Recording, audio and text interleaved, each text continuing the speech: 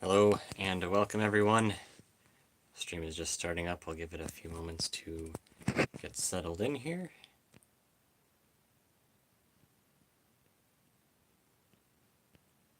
We are starting a behind the scenes look at one of the projects of LSM, that is Lunar Spotlight Media. Something that we would normally just show to patrons, but I wanted to give everyone a chance to take a look at one of the projects that we do besides Gensokyo Radio, because that's what most people know us for at this point in time. So, wait for just another few moments here.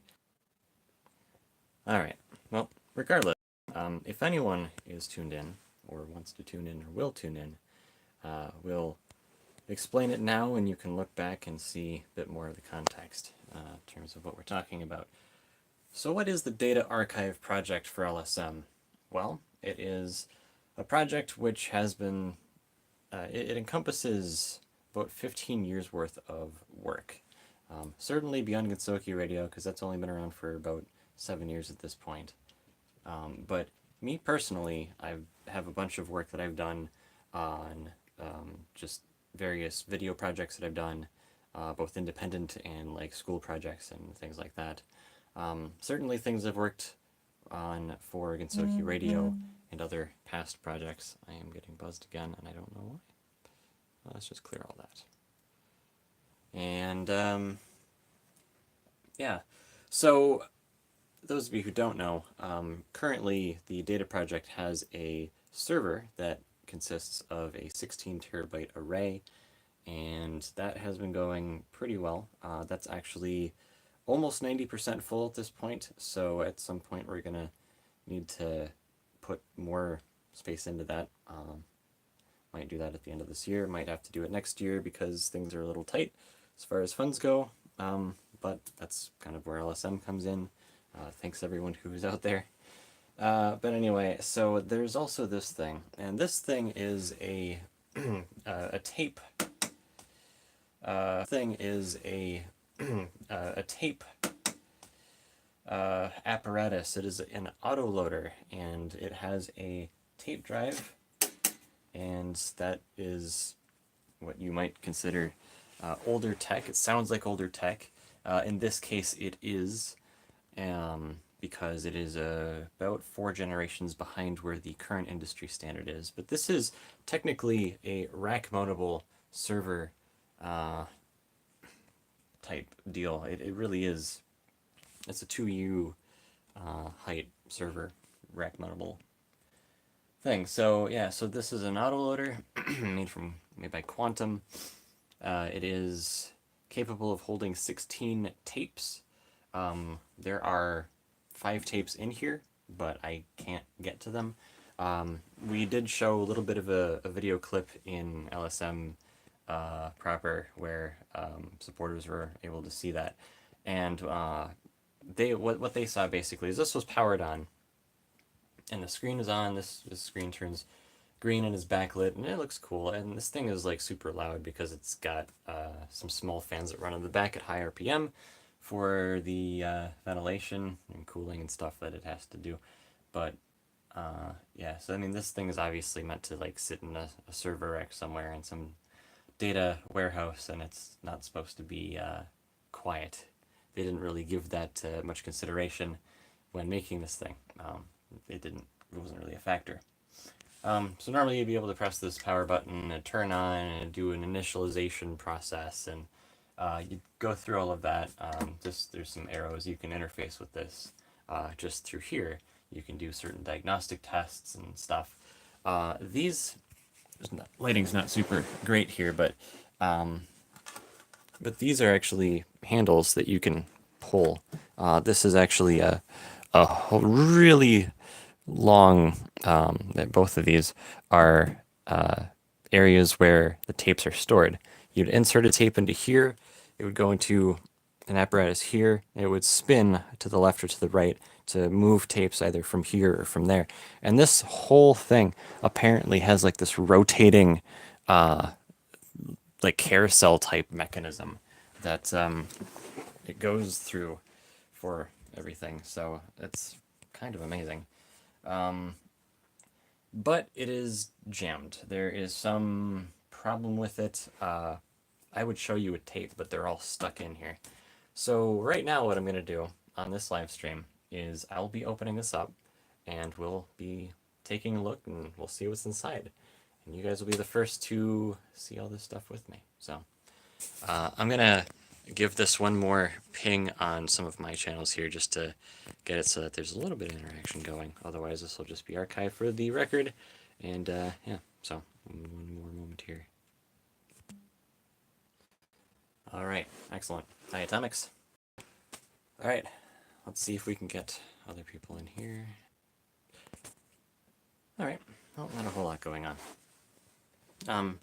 So to recap, this is an autoloader. It can fit 16 tapes. It has got a tape drive in the back here. There's 5 tapes currently in here, but I can't get. There's 5 tapes currently in here, but I can't get to them because normally you would go through the slot and you can interface with this, and it's not plugged in or anything right now, but yeah, you interface with it and get the tapes out, you put tapes in, but I can't do any of that because this is jammed. And so the project on this stream will be to open this up, and I'll be seeing this along with you guys for the first time. And yeah, so let's take a look here. I'm going to set this back here because I'm going to need both my hands for this. And yeah, if I can see you guys on the screen, then that's fine. I do have some other stuff, actually. One of the things that we'll be doing with this box, other than trying to get the tapes unjammed from this box, this autoloader here, is I've got another tape drive that we'll be working on transplanting. This honkin' thing is actually meant to go into a tape library. It's got like a solid metal handle, it's got fiber channel, you can see a big fan on the front there. And this would normally go into a bigger piece of equipment that has multiple drives that you could like slide in and take out and change out and stuff like that. But I'm not going to need this whole thing. In fact, this might actually be like, yeah, it's about a 2U height thing here. All I want is this is the business end of it. So you can see there's a place for the tapes to go into, and there's you're not going to really be able to see it that well in the video, but there's like a little like a gear, like a circular gear in here, and you can tell that I wonder if there's like a tape head or something in here. I'm sure it's in there somewhere. Maybe even protected because it gets pulled way in there. There's actually another spindle way back there.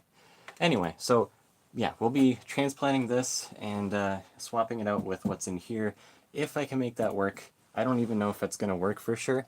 One of the major reasons is because in the back of this, and I'll show you guys before I start opening this up, but in the back of this, the way that you would interface with this piece of equipment is you would take and plug it into here. Now these are like SCSI ports of some sort. There's an Ethernet port there, which you can actually plug this in to your network and you can interface with it that way.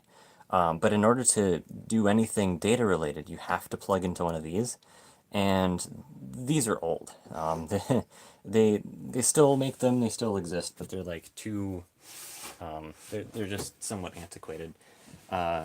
To give you some more technical basis as to what we're working with here, for tape drives, we are working with LTO4 drives. The current industry standard is LTO8.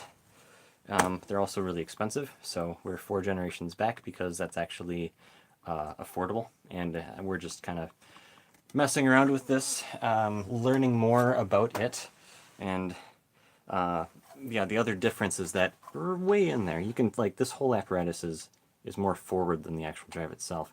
But way in there, you can see there's a port there for, there's actually a couple ports for fiber channel. And so this isn't a SCSI drive, this is a fiber channel drive, which Fiber Channel is faster. It's not, we're not getting it for the speed though. The other thing you need to actually interface with that is a card that has Fiber Channel hookups. So you can tell, I mean, they don't look like typical Ethernet ports or anything like that. And I believe this is 20 gigabit, effectively making this the fastest like networking type card that I have. I don't even have 10 gigabit anything. It's PCI Express.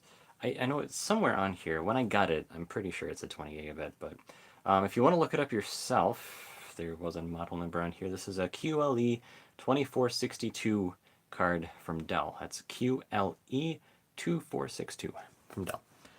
Right. Put this back in the static bag, anti-static bag.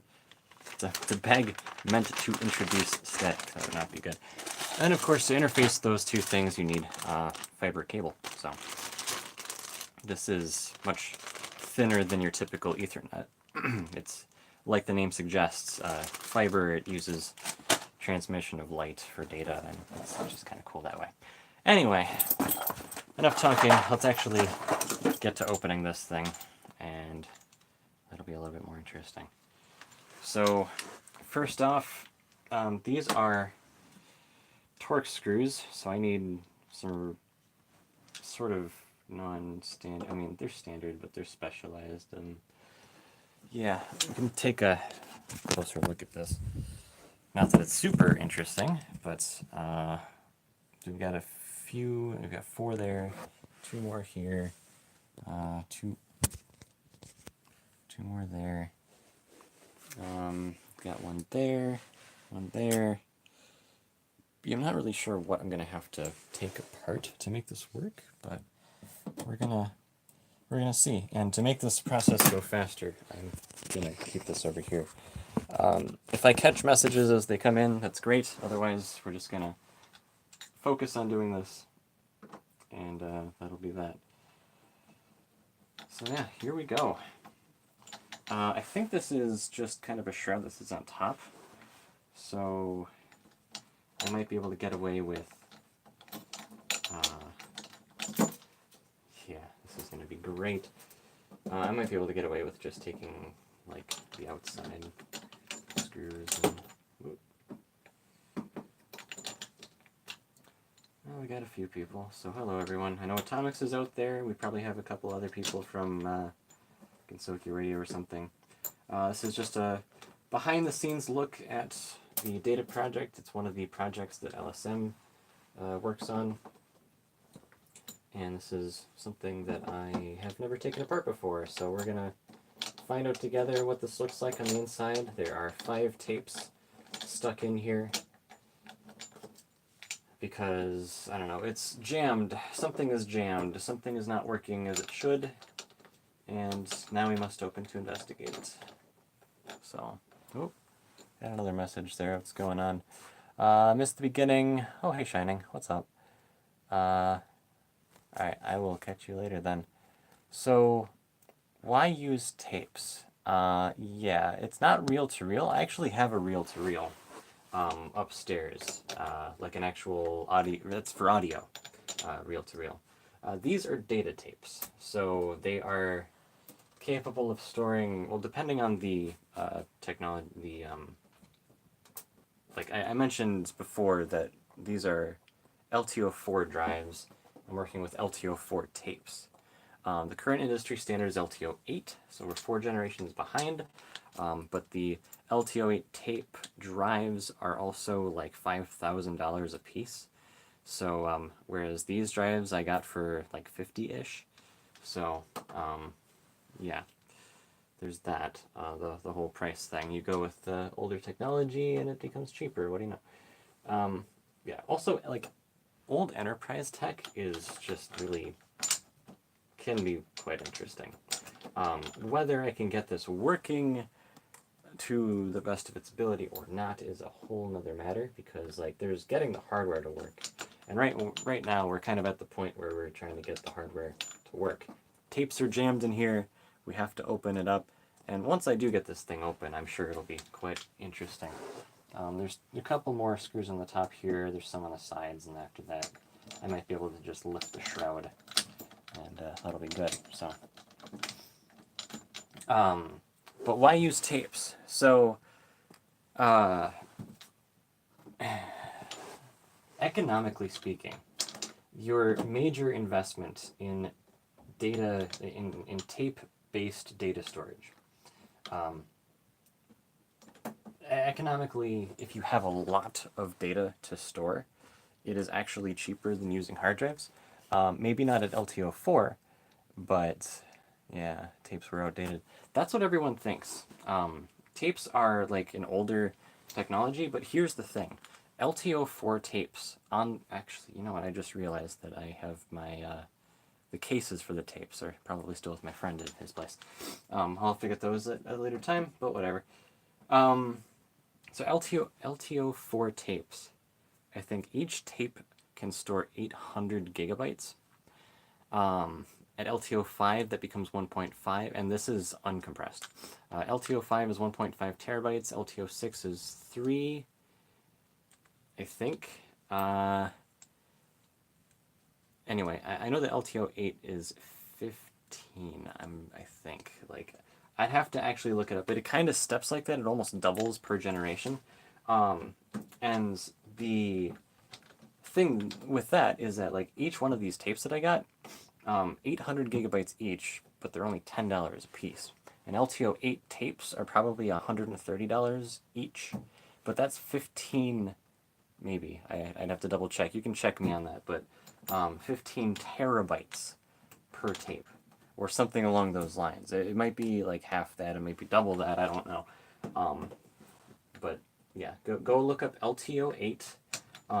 Quantum makes them, IBM makes them, I think HP makes them. The drive that I have sitting with the Fiber Channel is actually an HP drive.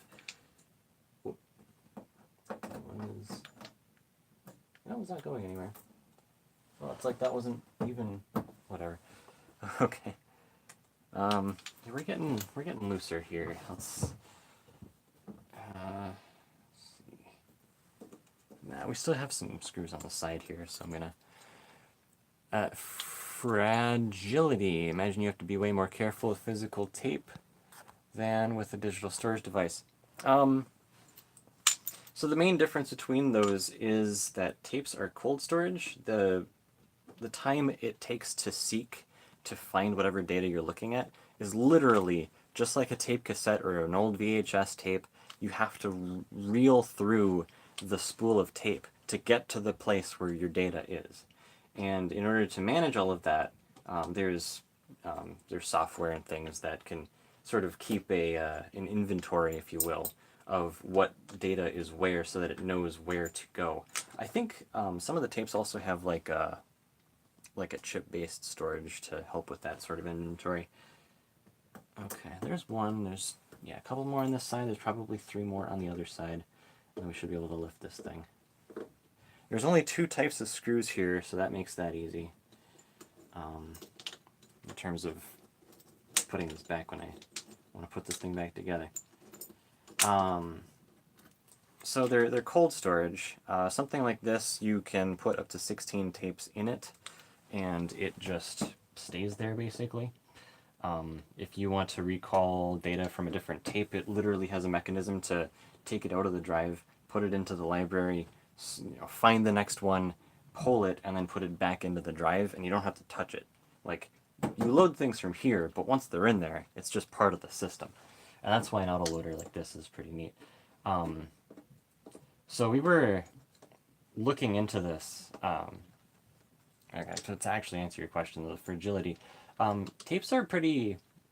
I mean, yeah, sure, you can mess with the tape if you don't handle it correctly. Just like you can mess with a hard drive, or like I mean, SSDs are a lot more robust than hard drives, but in terms of like physical handling. Okay, well, we can see that we've got a little bit.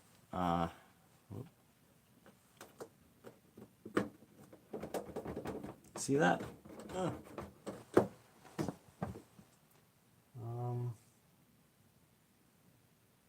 couple on the back as well. That's fun. I think someone's here. There's a couple on the back and then 3 more on the other side. So one of the channels that I like to watch on YouTube is Linus Tech Tips, and they were looking into how to deal with the massive amount of data that they have. They have a storage server that has all hard drives. It's a petabyte worth of data storage, and that's a lot of data. It's a lot of hard drives, but it's also like $30,000 for hard, or at least when he built it. Maybe even now, I'm not sure, but in order to have the number of hard drives to acquire that, or to have that much data storage available to you. But the tape equivalent, after, of course, because the really expensive part is the tape drive, right? That's the expensive part. Once you have that, buying the tapes is relatively cheap. A 15 terabyte tape is going to cost you less than a 15 terabyte hard drive. And those don't really exist yet. You know, I think we have 10 terabyte, maybe 12 terabyte hard drives. Those are, you know, just massive, but they're also having to do some really wacky things to get to those capacities. You have things like hard drives that are filled with helium, because like the amount of drag for the platters or something, like in order to put more platters into a drive, you have to get it so that the air that they're in, the environment that they're in, is not as dense or something. I don't exactly know how that works, but this isn't. I have to like flip this around here.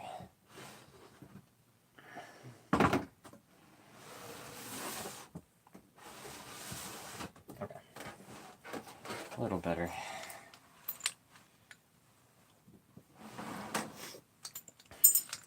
So anyway, all said and done, like this thing could probably hold as much data as my hard drive based backup solution.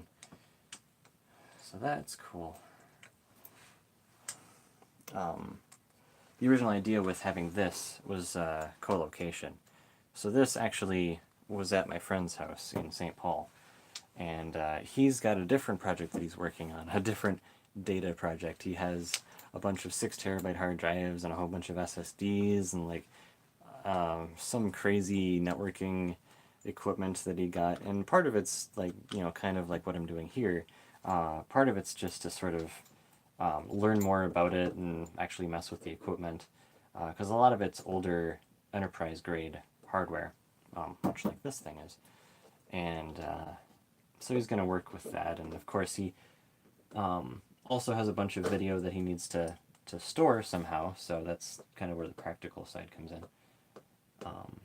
And then I had thought of this sort of at the same time, so that was at his place, and it's at his place because he has a Mondo internet connection for when we were doing shows on Gensokyo Radio, when we didn't have great internet out here. Now we have decent internet so we can do shows, but before we would sometimes go out there. We did a show from his place. Probably missed you. What's the archive project for? Station or just general archiving? It is... Oh, this is... I guess technically both, but more just general archive. So I said at the very beginning that I have about... I've got a 16 terabyte array right now. That's about 90% full. And that's got stuff, basically everything I've worked on for the last... You know, I'm going to turn that off. There. No more sound. Okay. 16 terabyte, yeah, everything I've worked on for the last 15 years or so is on there. And that's great, but, I mean, at some point, you need to start thinking about what if, like, you know, what if something happens to those drives or that server? What if something happens here? So co-location is kind of where the initial idea came from. What else do I have here? Okay, I think we're actually good. We might be able to lift this.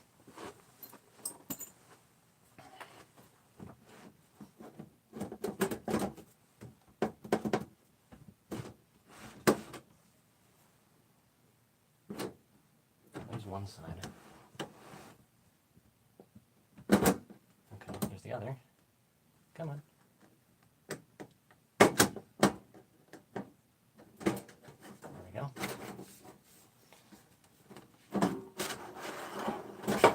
Oh, there we go.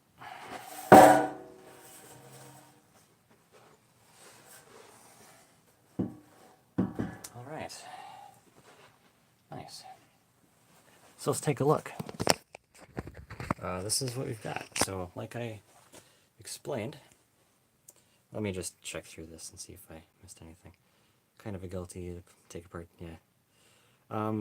That's kind of why I'm doing it here, because this is my first time doing something like this, and now you're here with me. Okay, so let's take a look.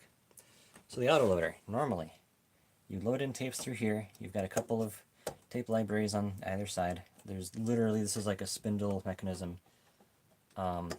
And they go into a mechanism it's a circle, basically. You've got something that this rotates. So they go in here, it rotates to the left or to the right, and it can also do a rotation back here and go to this drive. And what's interesting is that this drive actually has like a little faceplate on it, which I wasn't expecting. And you can kind of see like this, and down here, oh,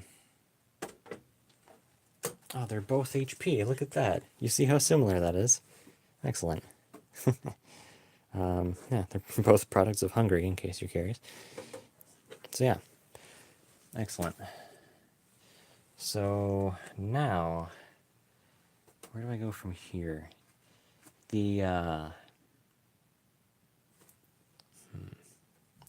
Let me flip this for just a moment.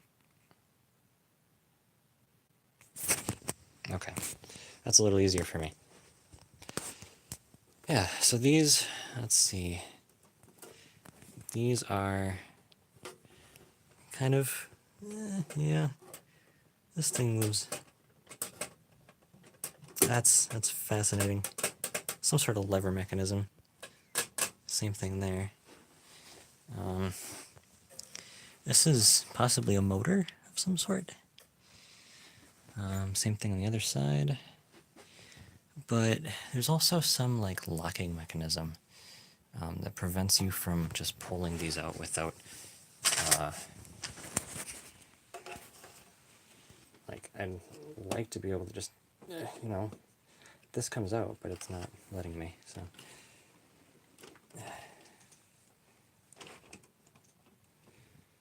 Okay.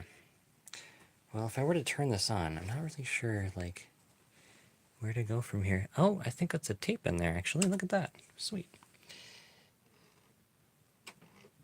All right. Yeah, LTO. Look at that. Okay. We got a door. This actually opens the other direction. Kind of interesting. It prevents you from opening it from the outside, like poking your finger through or whatever.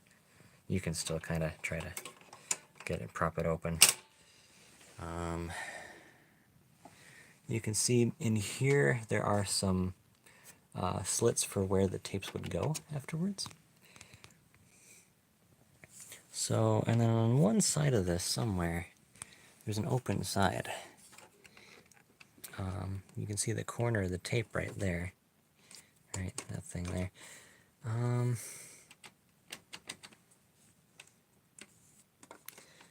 So, what do... I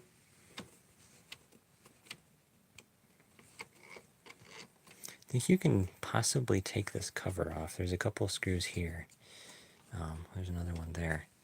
I guess if I want to go even further into this, because what I know is that my friend was able to successfully load in tapes, but somewhere along the way, these tapes got stuck, and now we're here. So, so let me set this down real quick here so I can grab this Torx wrench. Okay.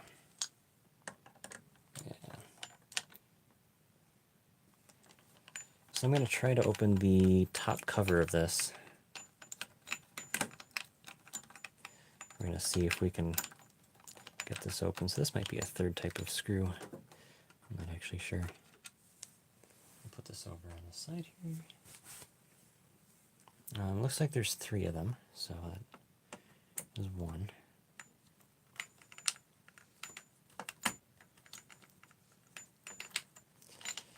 And once we get this, my hope is that I'll just be able to lift the cover, and hopefully it's not like attached to something else underneath. That's possible, but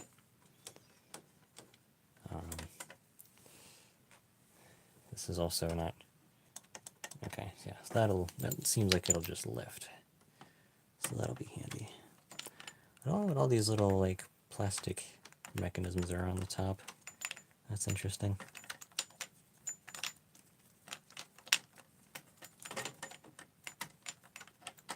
Oop, come on.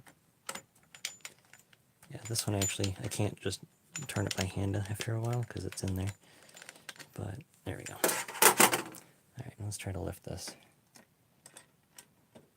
Okay, good. So there's our tape. Now for some reason it was jammed. I don't know why. But it was trying to like go this way maybe. Like hitting the door. Yeah, if you touch the well, actually they're tapes, right? So but generally when I'm working on electronics like this, if you just touch the side of the case, that tends to function as a pretty decent ground for just short term anyway. So yeah, so this is a tape.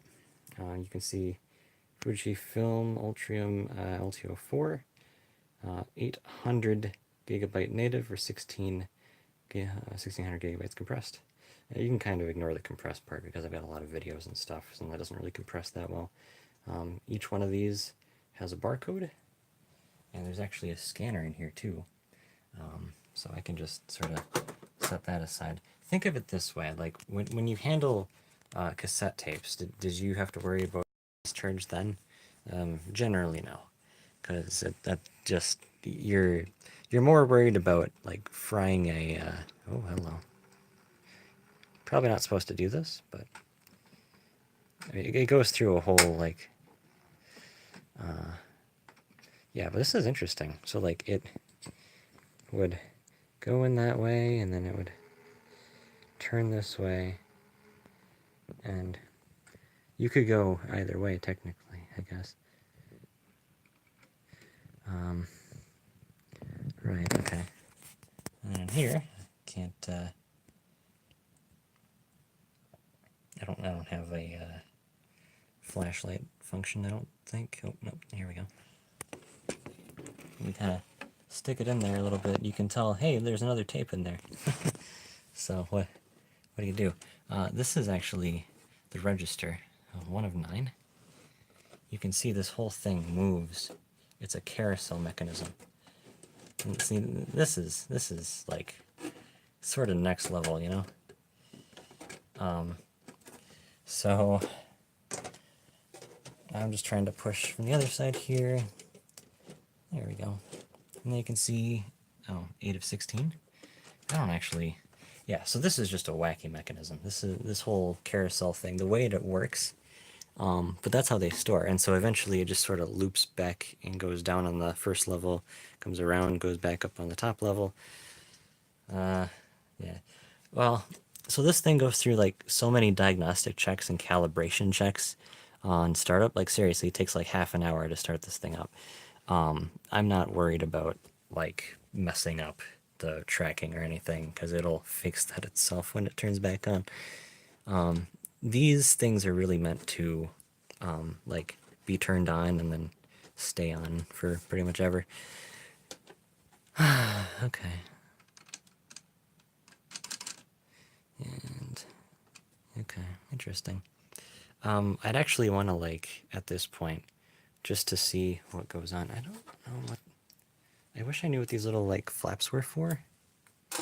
Otherwise, I could just like leave this off and see what it does, like rotating and everything. Somewhere in here there's a barcode scanner. I don't know where that is, but it has to scan barcodes because that's how it can tell what tape's what. So that's pretty neat. Do we have anything on the other side? It might have just... Yeah, it might have just loaded them on the left side, so that's fine.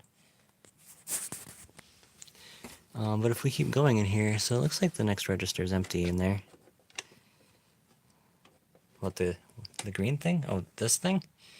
Well, I'm looking for like a diode or something, but I don't actually see it, so... but you can see in there, that's the drive. That drive looks very similar to this one. If I set this one down, you can see, oh, this is upside down right now, but you can see it's got the same sort of mechanism. So at some point I'm going to want to replace that. Yeah. Real Hackerman hours. Hey, Nyan Demonai. I feel like you go under a different name these days, but maybe I'm wrong. Yeah, so right now we're messing around with the tape autoloader. I'm just manually sort of shuffling through this. Oh yeah, so let's back up a little bit. So, tape archive project. We're dealing with actual tapes here. Like this is a tape cassette. It's got a barcode on the end. This is an autoloader that can load 16 of those things. And the problem that I was having is that it was jammed in here. So like this, you'd tell it to eject the tape and it would just get stuck. So, so I opened up this cover. There are a few screws holding it in. Opened it up. That tape was sitting in there. And now I'm just kind of going through, and we can see that there's supposedly 4 other tapes in here. One of them is in there. I can obviously see it. I just don't know how to like get to it at this point, you know? Because normally there's like some mechanism that pulls it, or maybe there's like a mechanism that pushes it, and I just don't know what that would be. Anyway, and it might actually be kind of in there pretty well, because I don't exactly know how it seats itself once it's in there, but this whole mechanism is a carousel. So it actually spins. Let me see if I can just spin this for you. I'll show you how this works. So it goes in, and it drops down, and then it's going the other direction. See you later. Oh, hey, look, there's another one. Yeah, so that's the 3rd tape I've seen. There's apparently 2 more in here. I just don't know where they are. Supposedly somewhere in here. Anyway, so the business side of this, just to give you another look. So this is a Quantum Superloader 3. It's an autoloader for tape, and you have a whole control panel up here in the front. You'd normally just load in tapes, you know, like so. Just, you know, shove it in. And then it goes into here. In the inner workings, it gets ingested in here. This would be rotated 80 degrees. And it can rotate to the left or to the right, depending on if you're going to put it in this set or this set for storage. And when you actually want to read it, then it would take a tape and then it would put it into the drive up here. This rotates. It goes that way or that way. In fact, this might actually be the orientation for it. It might only turn 90 degrees. Yeah, but yeah, basically. So, whatever. I want to get these tapes out, but I think I need both hands for this. I think I might need like some other tools. Let's look at, so this is what it looks like right now. What handles do I have? Do I have anything under here that I can grab onto? Doesn't look like it. I can't push on this side. Or can I? There's probably some screws in the underside here. There's a whole nother level to this if I can just get in there. Hopefully I don't have to, but alright. That'd be interesting nonetheless. What about, I don't want to remove this thing. This is pretty much in there. One thing I do want to do though is replace this drive. Since the jam tape is free, why not start up and eject them? Yeah, I could try that. I could try starting it up and just see if it works. Question then is, do I want to put this back on or not? I don't need to put on the outside shroud. I think that'll be fine if I just leave this off, but this particular plastic piece is a bit of a question mark.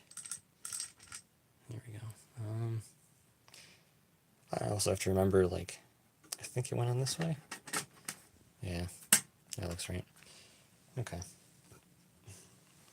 So I can screw these back in, and we can at least like kind of see if something's wrong, if it's jammed or whatever. That's fine.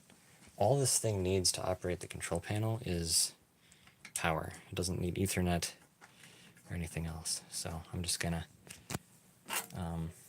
take these. The other thing with this though is that like I'll start it up, but it'll take like a while for it to fully start up. While it's doing that though, I guess we'll be able to see what it's doing on the hardware side, so that'd be kind of neat. I just want to screw these back in. It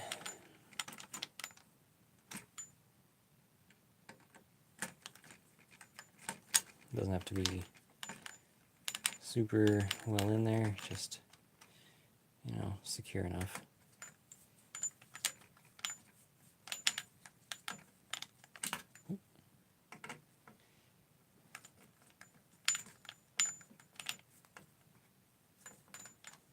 There we go. Alright. I got the one tape, so that's cool.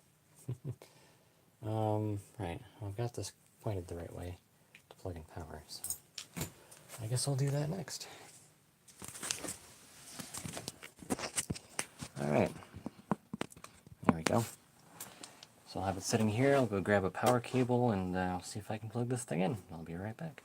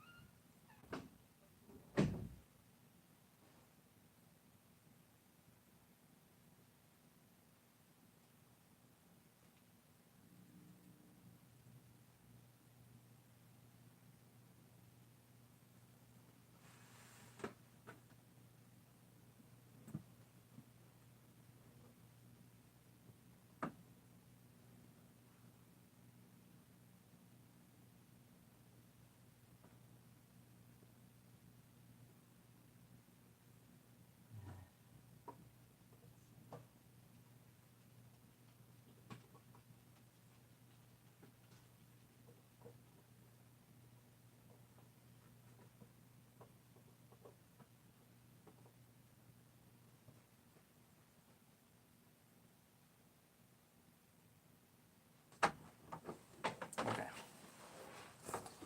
So now I've got a power cable. Let's see what people are saying. Absolutely, yeah. This is a file cabinet it's sitting on. That's a box that a bunch of our packaging stuff came in for, like shirts and mugs and stuff. Okay, I've got a power cable here, and it should maybe turn on just like once I plug this in. And then hit the switch.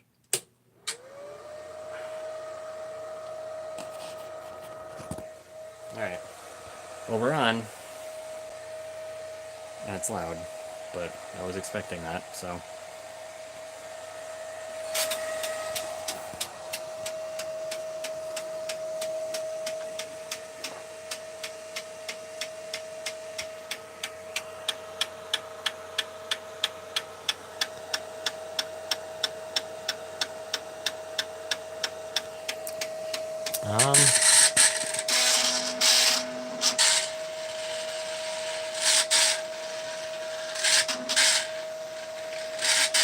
No, that's actually completely normal.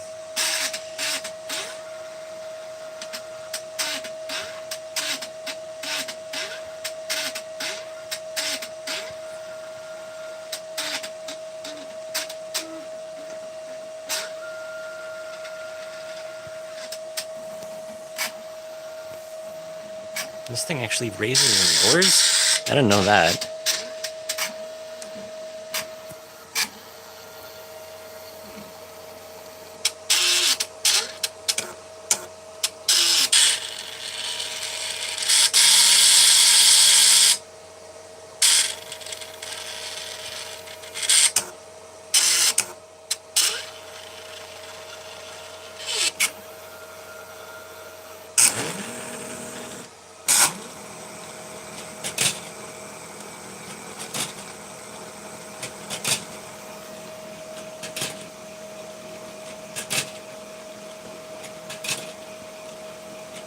Well, that's fascinating, isn't it?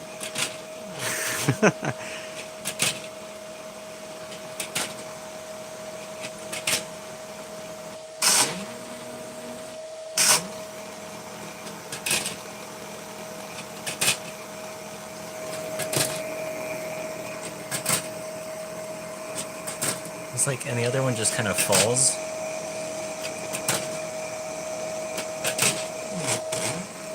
How about that, man? See? Oh, you can see it scanning even.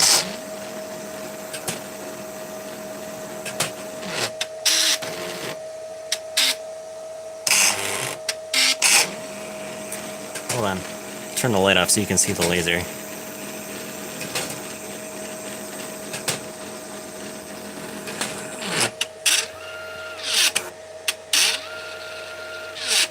Maybe that was it. Well, anyway, it was there. Hopefully you saw it. Oop, now it's doing the other one here. I mean, I would say so, but like, I think it's right there. It would have been on the other side here. Some other... I don't know. Let's see, what do we have in here then?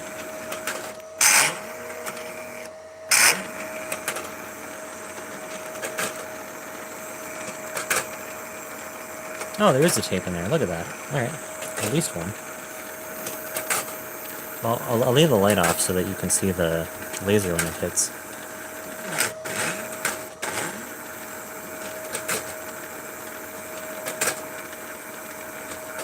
So, it has to go through an inventory process.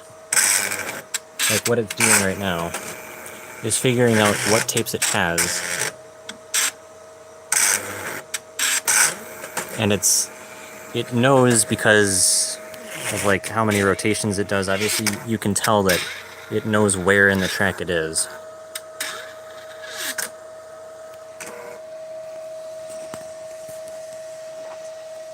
Okay. Anyway, so I'll push this forward a little bit. We can see the panel is lit up now. System ready. So that was the diagnostic check. I did mention earlier that it takes a while for it to go through that. I said like half an hour, but that's not quite that long. Anyway, so system is ready. We can go through, we can issue commands, we can eject, we can move, we can inventory. Hopefully I don't have to inventory. Hopefully it knows where things are. But let's try to eject. Tape from the mail slot. Well, the mail slot's empty. We know that.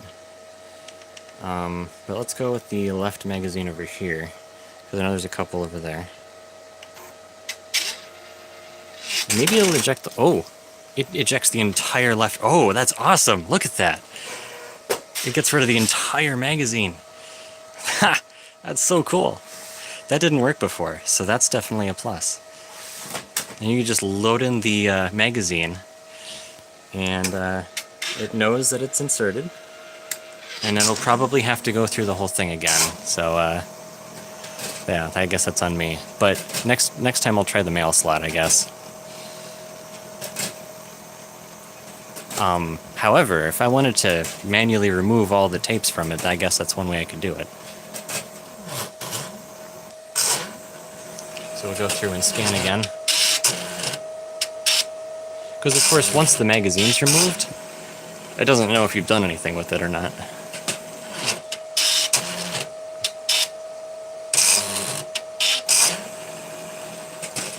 Okay, well, I'll let it finish up here, and then I'll try ejecting something again. It's still going through this process.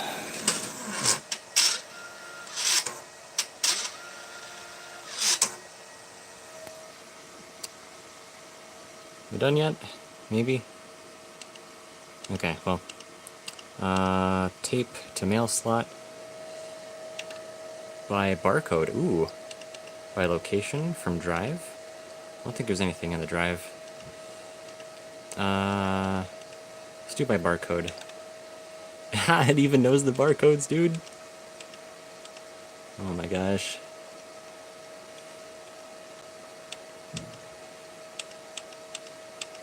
Apparently they're all sequential, so that's cool. Alright, I'll hit enter. So it'll go find that. Now remember, it ends in a 24. So it's moving this one now.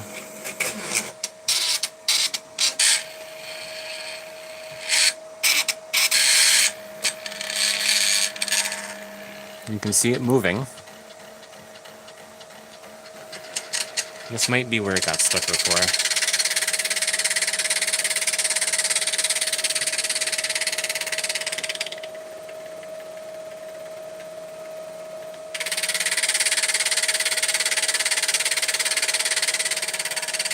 I think it might just have a problem with ejecting tapes. Nope, it's moving it ever so slightly.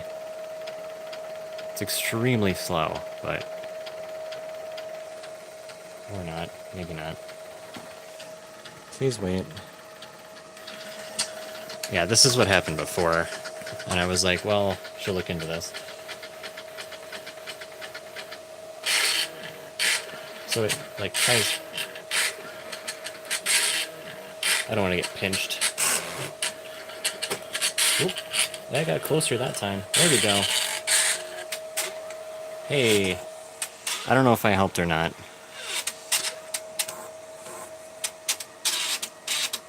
Now it has to, like, line it up. These things are not quick.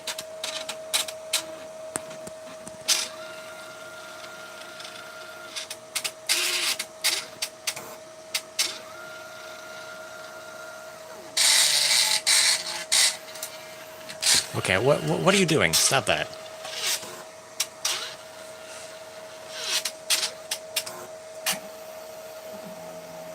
It's raising.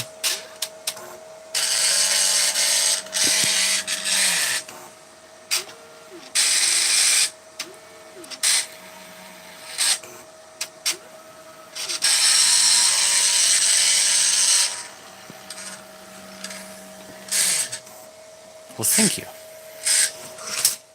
There, that's how you're supposed to do it. Excellent. It's the first time I've ever done that. And it's 24, just like we said. Awesome. So cool.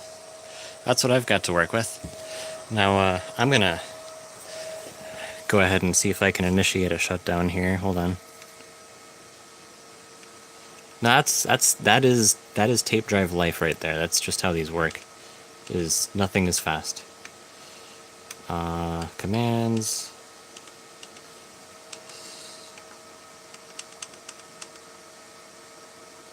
Logout.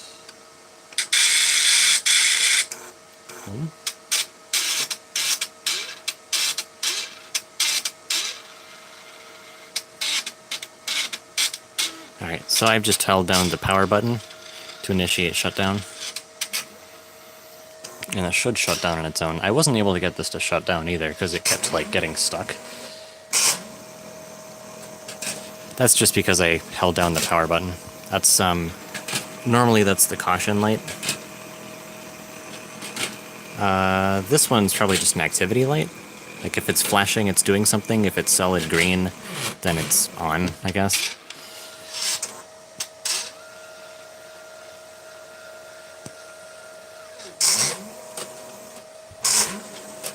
I don't know what it's doing, honestly. It's going through this one. That's at 1 of 9. I wonder if this like resets to 1 as well.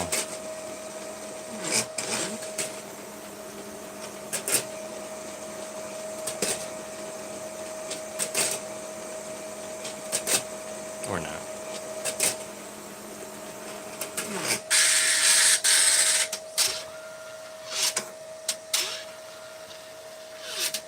Now, I did initiate the home command, which I think just sets it back to the home position, whatever that means.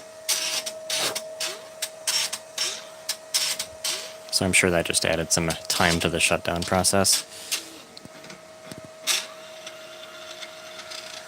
Once this thing actually goes, then maybe that's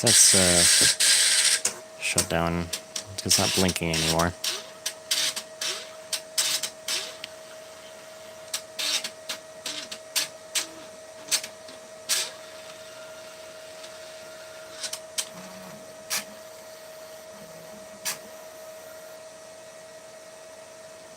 Where's my shutdown? Yes, there we go. Awesome. So that's the autoloader. That's the tape drive. Pretty crazy, huh? Got a couple tapes out of it. There's 3 more in here somewhere. I just haven't gotten them out yet. All right. Back to my front-facing camera here. Yeah, so thanks for sticking around. I'm going to leave this open. I'm going to end the stream shortly here, but I'm going to leave this open because the next step is replacing this guy. I haven't actually been able to interface with any of the data on here for the aforementioned reason that the interface on the back of this is older. This is like an iSCSI 320 or something like that. And you can get adapters for those, but it's older. So the other drive that we have, which has been sitting off screen largely for most of this time, is also an LTO4 drive. So they're the same generational type of drive. But instead of having these serial-looking ports, you've got actual fiber channel ports. And that is a newer type of interface. I mean, I'm only just kind of learning about it myself. I'm not an expert by any means. But in order to interface with that, you need to have a card. So we've got a card with fiber channel. You can kind of see it in there, fiber channel hookups. So these two things go together. And then to interface that, you've got, 1 second here. Whew. Yeah, you've got cabling, which has these little ends on here. These are caps actually, so you can remove these. Set this here for the moment. There we go. You can remove these, and they have like really tiny little. I don't think I can focus on that, but they're just the tiniest fiber end, and that's what plugs into this thing or that thing, whatever. But I'm going to keep the end on because you want that to be as clean as possible for good reception or something. Yeah. There's 2 ends, so one end goes into the drive and the other end goes into the card. So then, besides this, you need a different computer to interface with the whole thing. So, and that's going to need, possibly drivers, maybe not hardware. This is hopefully all the hardware I need, besides a different computer. I need to determine if if I'm going to be able to do this with like Linux or if Windows can work. I need to figure out if there are any drivers that I need for either of those, if maybe Linux will work better because of that. I don't know. There are also software packages out there for just managing the data that you put into these kinds of systems. So, for context, this is, a tape system. So, fun stuff. Yeah, stuff it's pretty much brand new to me. So, yeah, there was one request. Atomics wanted to know if we had the physical library of discs. I know I've got some kind of scattered about here. There are a couple shoeboxes I have actually just full of them. That's probably the easiest thing I can show you right now. There are other albums that we have, but just for the sake of time, I'll go grab those and I can show you what I've got.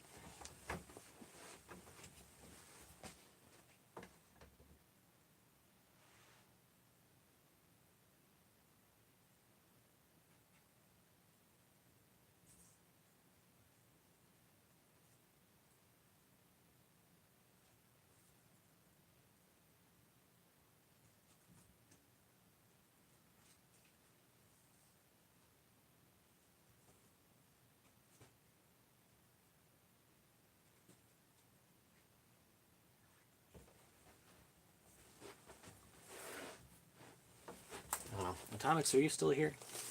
I don't know if he's even still here. But he's the one who asked about this. I don't know if no one else is. Oh, no? Yeah, well, yeah, so just keep in mind we have other stuff, but I just grabbed one shoebox. They're just, I don't know, it's a good size to keep stuff in that has, a lot of this is the newer stuff. So, ironically, we actually have 2 copies of Nostalgic Breeze. That was an error on our part. One of these we got in Japan, the other one we got here somewhere. We've got some classics. This is Alice's Emotion and Cis-Trans. They're a pair. One is Fantastic Hardcore Black Label and Red Label. Don't really put those on the station or anything, but they're older, they're kind of collectible a little bit, so it's kind of nice to have. This is DMJ's favorite album, Seated with Liquor. It's a rather difficult album to get a hold of.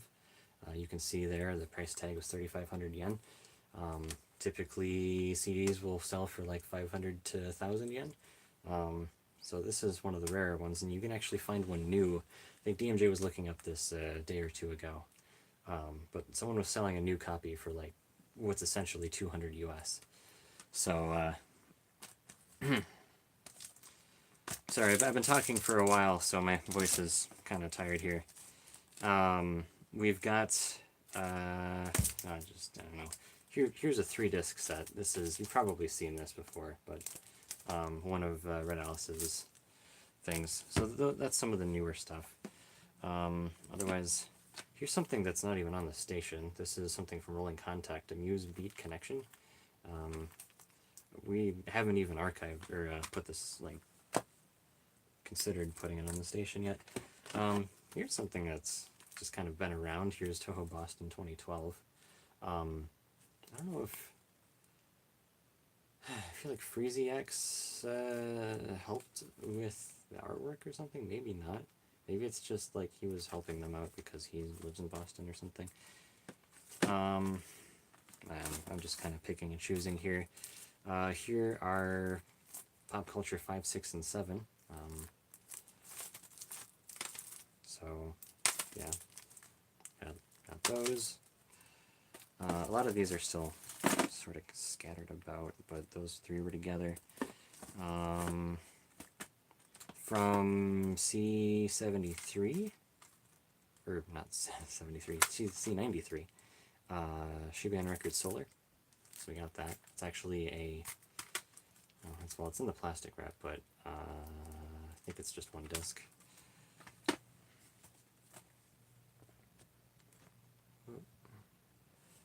Yeah, well, so most of these are open. Like, I put them back in the original plastic wrap, but, like, you'll note it. Most of I think Zara has that copy, which is why I left mine unopened. But, like, you'll kind of see, like, they're opened, I just put them back in the original. So.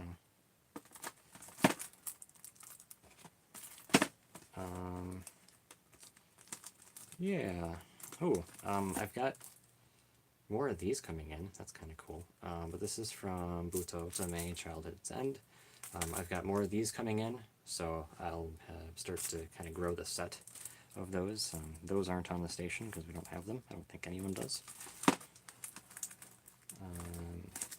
More stuff from East New Sound, stuff that, let's see. I like this one, Zedekeen's 50/50. Or is it just 50? I think it's 50. No, the label says 50/50 on the side, so that's what it is. That's a 2-disc set. That's pretty neat. Maybe there's something here that I have opened that I haven't put back in the plastic wrap. I can show you the disc. This album is really weird because this is the correct orientation, but this is how the album art is. You can see that the spine is here, but if you flip it open, or flip over, the artwork is sideways. So that one was kind of different. Yeah.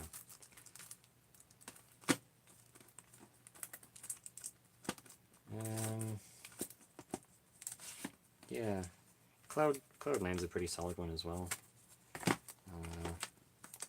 Got some other stuff in here. Got a few of the games, but that's not really... Ooh, this one is cool, actually. I'll show you this one. So... Oh, yeah, I... See, that's the dream, but I just haven't gotten there yet. I'd like to have a bookshelf. And this isn't the only source either. So this one's neat. This one's out of the plastic wrap, but it's especially cool because it's signed from the actual members of Yuhei Satellite. So, yeah, this one is cool. If you ever wanted to know what, you know, the artist Senya, if you ever wanted to know what their signature looks like, that's it right there. So, that's cool. And the plastic wrap is all like wrinkled because I put this in my pocket because I had to unwrap it quickly before giving it to them, otherwise they couldn't sign it. So, yeah, but I keep it in here just for safekeeping, obviously, so, yeah, so I'll leave that there. Cool. Alright, any other questions while I'm here? Otherwise I'm going to head out shortly and get something to drink because my voice is tired, and maybe I'll keep working on this off the stream. No, those are both clean, actually. Don't worry about that. Yeah, no, you've probably gathered that this is really just a closet. So, but it's a good place to like do noisy stuff like this and doesn't bug anyone else. So, it's also good for recording. So, I guess one bonus, if you're still here, something that I've been considering, and something I haven't even really told my patrons about, so it was especially privileged, is I've had several topic ideas for shorter True to Life podcasts. Now, DMJ has told me that he's wanted to do a podcast for a while. If you go to the shows tab, there's actually a place for podcasts for his podcasts, but he hasn't submitted a pilot or really done any other work related to that.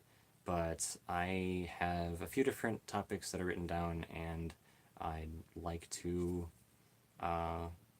do something with that. It would be something like the station, the title is kind of a working title, but something like Station Side or Beyond the Border or something like that. And the point of the show, the podcast, the actual podcast, this isn't a live broadcast, it's an actual podcast, not a broadcast that we then take the recorded copy of and call it a podcast, because it's not really a podcast. And most podcasts are shorter than 2 hours, for sure. You know, like an hour tops. Half an hour is pretty common as well. I don't know if my podcasts would be quite that long, even at the half an hour mark. Maybe they would. But the focus is really just kind of from our perspective. Some of the earlier shows would probably be about how we work as a station, how, you know, sort of our history. Because a lot of people tend to ask questions about how did the station start, or what do we actually do, or any of that. And I think a podcast would be an interesting way to sort of tell people about stories other than pointing people to like an FAQ page where they can get the information, but it's really like, you know, maybe who wants to read all that stuff? Instead of saying you can go read about our story here, we can just tell you our story. And so I think that's an interesting idea.